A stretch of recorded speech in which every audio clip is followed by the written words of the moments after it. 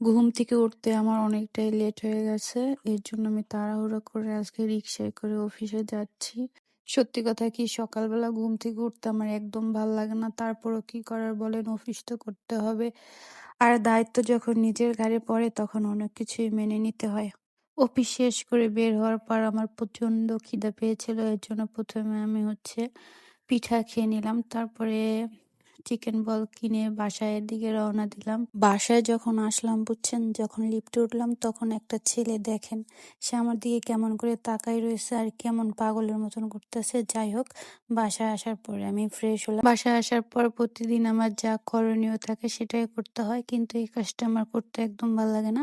কিন্তু আজকে কোনো প্যারা নাই, কারণ কালকের যে খাবারগুলো ছিল সেটা দিয়ে আজকে আমার দুপুরের খাবার হয়ে যাবে। আর আমি বাইরে থেকে চিকেন বল কিনে নিয়ে এসেছিলাম, সেটা খেলে আজকে দুপুরের খাবারটা আমার কমপ্লিট হয়ে যাবে। তো আমি খাবারের জন্য ভাতটাকে প্রথমে গরম করে নিলাম, তারপরে খাবার কমপ্লিট করে এই যে আমার মতন কি এরকম প্লেট চেটে ভাত খান বলেন তো, সবাই অবশ্যই কমেন্ট করবেন।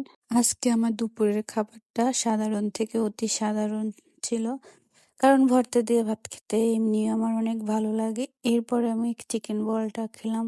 আমি সচরাচর এই জিনিস খেতে একদম পছন্দ করি না, তারপরও খেলাম, মোটামুটি ভালোই ছিল। সবাই ভালো থাকবেন, সুস্থ থাকবেন, বাই বাই।